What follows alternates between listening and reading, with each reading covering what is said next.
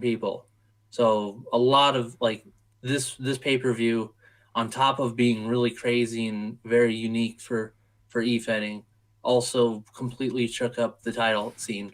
And just in time, because basically all the contendership stuff resets after this show is done. So we're looking at very different title picture going into the next year. So that was EWC's WrestleFest. Yeah, a lot of stuff. And I'm telling you, it was crazy. I did spend a good chunk of each day, like from Friday to yesterday, trying to just kind of make sure everything went up without a hitch. Just since I personally had enough free time to do so. Mm-hmm. But like we have four four GMs, and then President Mac is kind of our main Fed head guy. And so the five of us were all working together throughout this past weekend and tonight, putting that together. So that was EWC's WrestleFest. That was a lot of fun, very taxing on everyone involved, but totally you guys write out like full matches and everything. Yeah. Well, yeah. Tonight's show was all fully written. Some matches were summarized. It's kind of a blend. Do you do commentary too? Yeah. Yeah. Okay. Yeah. Sorg, I know this is like foreign to you, but I've written matches. Mm-hmm. That shit takes a while. So when we talk about that shit takes a while. I'm always concerned when on the show when we like kind of try to act like we can book Raw better. You guys literally have tried to book Raw better. Sorg, do you want to hear about the 2 gimmick matches I created personally? Do you want to hear about them? Okay. All right. So the first one I've created, used it many times. It was an annual tradition called 5 Floors of Hell. Okay. It was a match that took place inside of a service elevator. Okay. A match that took place inside of a service elevator. This sounds like a Ninja Turtles the arcade game level. Kinda. With weapons strewn about. Okay. It started with one man in the bottom of the elevator, and he just waits. He can prepare shit if he wants. He can set traps. He can try and blindside someone. But as soon as that first floor dings, the first competitor comes into the match. And the elevator is timed, so it's like 5-minute intervals per floor because it's a very slow elevator. If a pinfall happens in that first 5 minutes, that person is eliminated. But obviously, they're still in the elevator. That's insane. And then once the next floor hits, if no one's been eliminated, then you have 3 people in there. And whoever is left when you get to the 5th floor, which is the roof access, you have to fight on the roof of the building to get the belt that's hung on a scaffolding. Is Rick Diamond listening? I don't think there's an elevator in the Diamondplex. I don't. But yeah. So I wrote it one year where a dude hid in the pulled a John McClane and was hiding above the elevator shaft, like above the elevator car, and instead of coming in through the door, came in with a Hurricane Rana through the top of the elevator. But waited for his turn. Yes, of course, waited for his turn. You do, because you have to do that. Yeah. You're not legally in the match until. Yeah, luckily he just happened to be the first guy in the match. Mm-hmm. Who booked that shit? But it's Mike. It's funny you mentioned coming up with match types. So that's been a big thing of mine throughout the 12 years that I've been e-fetting. I like coming up with new stuff myself from time to time. I for one of the matches for WrestleFest was actually a match type that I kind of tweaked from an existing match type. One of the title matches was for the X Division Championship, which in our Fed is more of it's more of an extreme hardcore type thing, as far as different match stipulations go. But the match that we did, this was actually a rematch from an episode of Brawl that we had, and for this rematch, we put it in what I call a Weapon X match. And essentially, a Weapon X match is an Ultimate X match as featured in Impact. The more recent ones, really, the ones with the scaffolding where they do that. But the idea, the sort of gimmick with this is that there's weapons with kind of put on the scaffolding as you go. So it gets kind of weird and crazy. But yeah, so that was one of the matches I came up with more recently, and you come up with some very inventive match types. Oh yeah, well on because that. you don't have to worry about like killing anyone. Exactly. None of these You don't matches. have to worry about like insurance Yeah, exactly. Like underneath the head. the second match I came up with, our Money in the Bank concept, Uh-huh. you definitely could not do. Oh man. We called it Excel Oh boy. because to go to the top, you have to excel. It's the big Hell in a Cell with the roof taken off and Ultimate X cables Oh gee. strung. Yes. Yeah. Uh-huh. Wow. Yep. That's something. Um Yeah. and actually so talking about match types kind of has me wanted to transition to the other e-fetting thing I wanted to bring up. Um which is actually because it's related to the t-shirt that I'm wearing. We have a t-shirt from the other Fed I'm in, which is OSW, which is weareosw.com. It's a bit of a different e-fetting experience. Storylines there, I would honestly say a little less based in reality. This season in particular is kind of almost more geared towards the Lucha Underground type vibe. Excellent. And so I actually, and in the midst of all this, the character that I have is a guy named Kenny Freeman, who really loves social media and is trying to be more of a positive influence, which is kind of a funny thing in the atmosphere that we have with the Fed right now. But yeah, so this weekend we actually have our final show of the year, our final pay-per-view called Red Snow.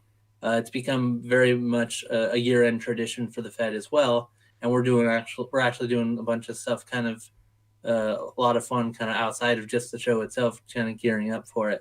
But yeah, we have some really interesting match types that have been set up from the storylines that have taken place over the last month or so. So, for example, the match that I'm in, that my character Kenny Freeman's in, is against a guy named Seesaw, who's kind of a children's. It was kind of like a show. It's a show host, kind of almost in the vein of what Bray Wyatt is now with the Firefly Funhouse. Kind of ramped up a lot. And so this match sees us inside what's essentially being coined as the toy box, which has something to do with Seesaw's gimmick of being a show host, of a kind of a kids show host of sorts. Again, kind of a twist thing in that same vibe as Bray Wyatt, but again, ramped up to 11, I would say. So that's just one of the things we have. We have a match involved.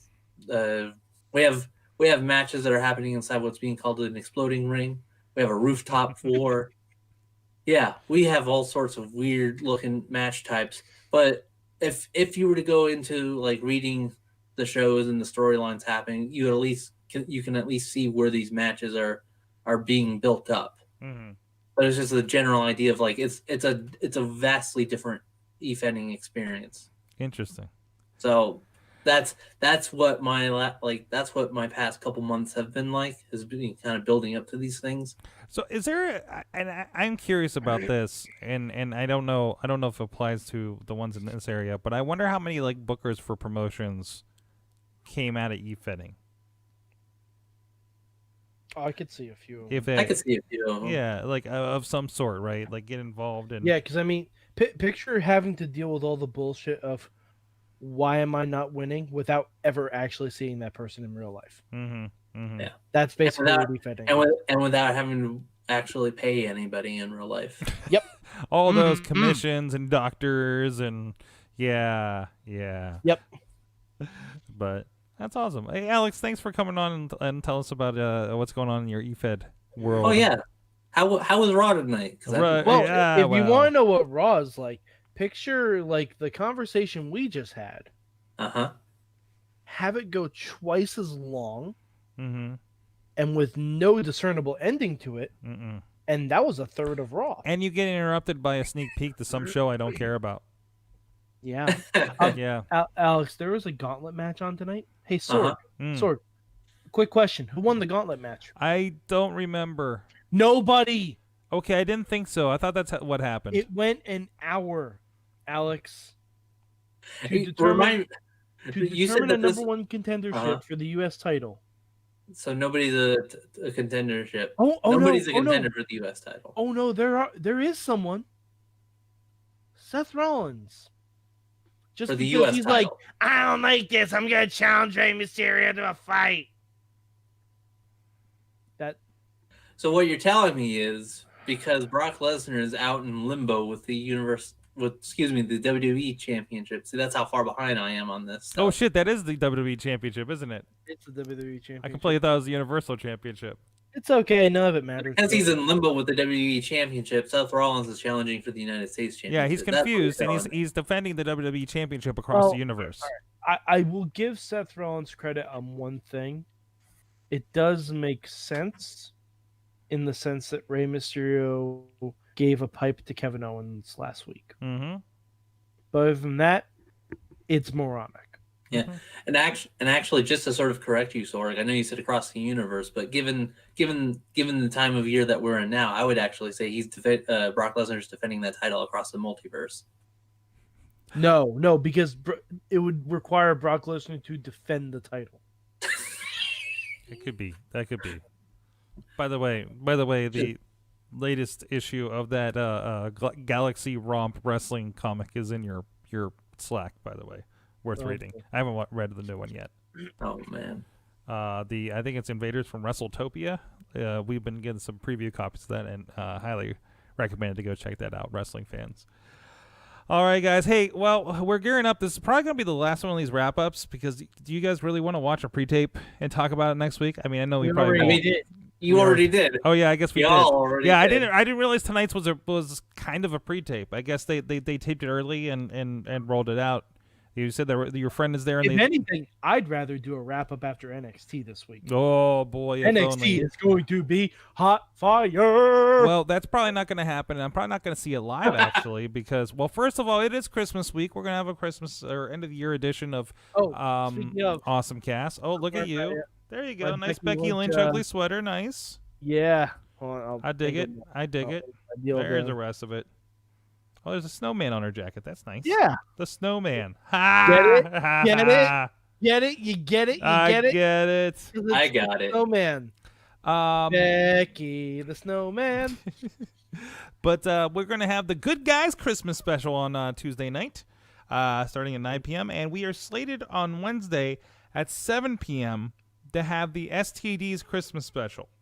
Oh, Lord. Sorg, you should put on NXT in the background. We probably should. We'll see Sorg, how that goes. NXT is going to open with Adam Cole versus Finn Balor. Oh, shit. We'll see how that goes. Close with Rhea Ripley. This is gonna be good. I haven't had a chance to really hang out with the STDs much this year actually. She booped the internet. Since I booped the internet. Well, we were on last year, and I was kind of on a sober run, and so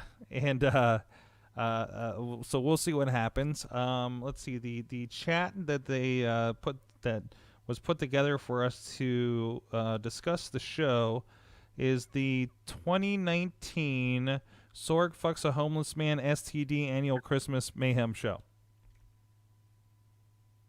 Sounds like the internet isn't what you're going to be booping this didn't year. know one of them was homeless. No, I didn't know either.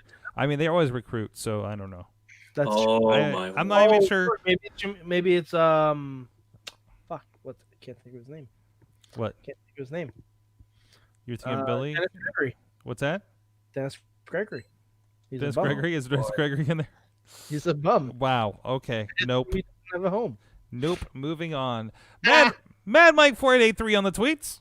YouTube.com/Don't Watch Raw. And also, he is a manager on our Patreon. He is Alex Cars of OccupyProWrestling.com. Thank you. Catch me at Power number 2 Smarts. Check out EWC4Life.com and WeAreOSW.com. Get your e-fetting experience on. I'm at Sorgatron, where you can find pictures of my Chihuahua in a bag from Sunday. That's not a metaphor. No, it's not a metaphor. It's a Chihuahua in a bag, literally, just completely. and other things going on. Check out all the great Sorgatron Media podcasts, our friends Thrifty Podcast, Bardic Mystery Tours, and of course the comic book pitch just recorded tonight with other former pro wrestler and original manager of One Walkin' Wild, Chris Maverick of the Fox Podcast. Was on that. That should be launching here probably later this week. That we're going to have 2 episodes. And he told me everything that is wrong with the Watchmen movie, which I love, and now I don't. Oh, there's a lot wrong with the Watchmen. Well, not like the things that I thought were wrong with it, but apparently there were some other things that were like, oh, wow, that is really a problem, I guess, if you like Watchmen. And now